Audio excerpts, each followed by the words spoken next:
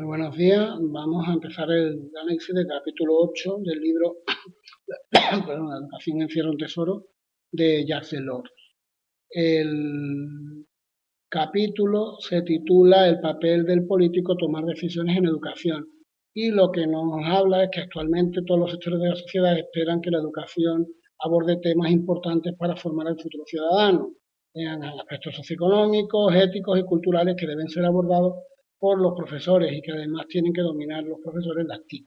Desgraciadamente no todos estos retos pueden ser alcanzados y Delors plantea que la Comisión Europea debe centrar sus esfuerzos en ofrecer herramientas TIC al docente y al alumnado para lograr cierta igualdad a la hora de acceder al conocimiento, que es una estrategia a largo plazo para estabilizar, flexibilizar, sistematizar y hacer útil el sistema educativo. En esta diapositiva observamos el esquema de lo que acabamos de ver, cómo las demandas de la sociedad se plantean a la educación y cómo la Comisión Europea se centra en las tecnologías de información y las comunicaciones. Bien, el siguiente apartado se llama decisiones educativas, decisiones de sociedad. La demanda de educación crece de forma constante y exponencial y por tanto el reto de igualar la educación a todos los estudiantes tiene como principal problema la financiación. Esto hace que la asignación de recursos sea el gran problema para las administraciones públicas.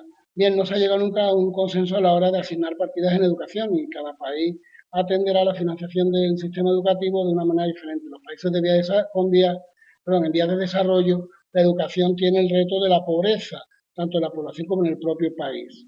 Sin embargo, en los países desarrollados, aunque no hay tantas restricciones económicas, son las políticas educativas del partido en el poder las que se imponen durante el gobierno, dando inestabilidad a la educación. Si dividimos las necesidades que debe cubrir la educación, observamos que la economía reclama egresados cada vez más cualificados, la ciencia reclama inversión en I+D, y la educación y la cultura quieren lograr la plena alfabetización y por último los padres de los alumnos reclaman una educación de calidad. En el siguiente cuadro vemos también cuáles son los grandes problemas de la educación tanto en los países de desarrollo como en los países desarrollados. Necesidades de la educación, aquí las tenemos. En economía, cualificación y competencia, en ciencia, inversión en I+D, en educación y cultura, alfabetización plena y en las asociaciones de padres, educación de calidad.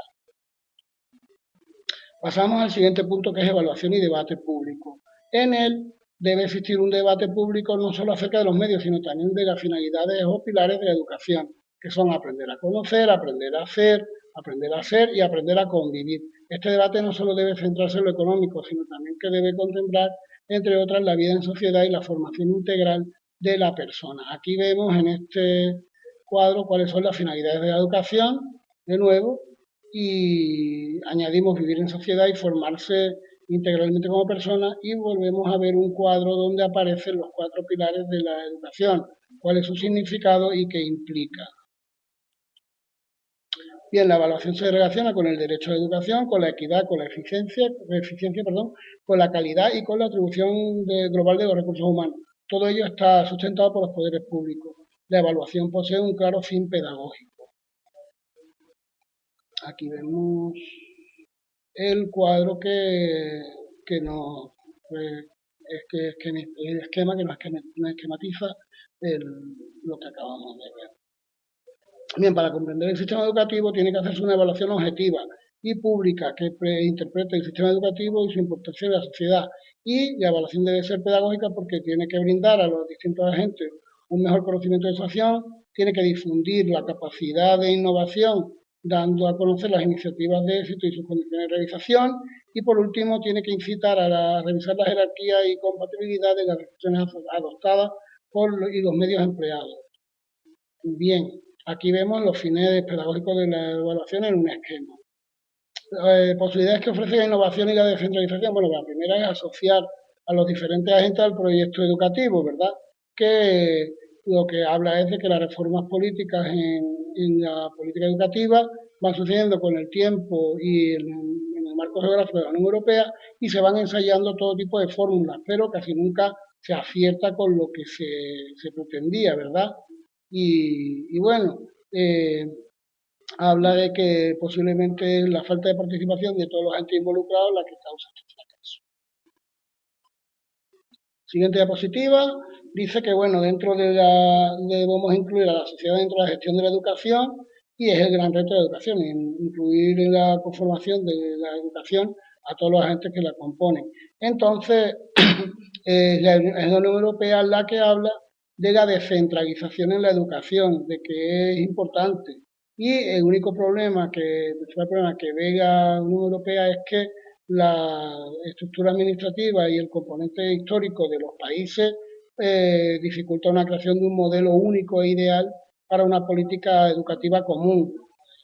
Es imposible que un español con su idiosincrasia o esté de acuerdo con un turco o con un belga, pues sí, cuando la Turquía entre en la Unión Europea, pero bueno, es que así ya está. Bueno, o sea, la descentralización en el ámbito educativo da una ventaja, ¿por qué? Porque permite que, eh, tomar en consideración las aspiraciones culturales y lingüísticas y mejorar la pertinencia de la enseñanza gracias a una elaboración de programas adaptados. Para ello, el Gobierno tiene que abrir un espacio de diálogo entre los agentes que hemos señalado antes y que las decisiones tomadas a través de ese diálogo sean vinculantes para la Administración central. Bueno, vamos a ir avanzando un poco más. Además, las instituciones deben querer relacionarse con su entorno. ¿Qué aspectos deben incidir en la autonomía de los centros educativos? El primero es la gestión de los recursos, ¿verdad? La decisión de gastar el presupuesto tiene que ser consensuada por todos los agentes. Y la segunda es la innovación. Bueno, aquí hablamos que, aquí lo que habla es que en Latinoamérica la descentralización ha agravado los problemas existentes entre diferentes zonas y grupos sociales. Bien, para regular el sistema tiene que darse el consenso entre el gobierno y los agentes, ¿verdad? Y también garantizar la interrelación de las diferentes etapas de la educación, desde el kinder hasta la universidad. Aquí tenemos ya decisiones económicas, vamos a ver rápidamente un cuadro del gasto público en la enseñanza de 1980 a 1992 y vemos que se planteó una baja de natalidad en Europa, pero la migración ha hecho que no sea así y se está creciendo. Y en los países de vía de desarrollo es muy importante la labor de las ONG. Aquí vemos el gasto público en enseñanza en los países desarrollados y a lo largo de todo el mundo. Bueno, aquí en principio parece que solo baja la inversión en China y en la India. Bueno, aquí tenemos, sí, bueno, aquí hablamos de que la Comisión Europea quiere que la enseñanza primaria sea gratuita, que la secundaria tenga cierto costo y que la universitaria sea. Aquí vemos que la Comisión considera que la educación debe darse a lo largo de toda la vida y plantea incluso, vemos aquí unos bancos de tiempo, ¿verdad? Para darle financiación a los futuros estudiantes, a los estudiantes desde que se matriculan.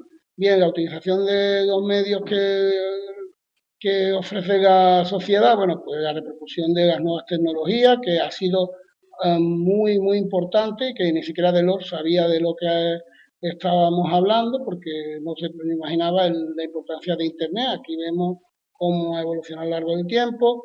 Y bueno, y ahora ya pasamos a terminar con qué son las TIC para el futuro. Las TIC son una herramienta perfecta para la enseñanza, apoya la educación de adultos y bueno, la Comisión Europea lo apoya y el uso de las TIC no va a acabar con el docente, pero sí cambia el modelo de enseñanza. Y ya para finalizar, bueno, pues aquí hay un artículo, una parte de un artículo de una expresidenta de Irlanda y bueno, y ya aquí estaban las pistas que da Jacques Delors, pistas y al final la bibliografía. Muchas gracias.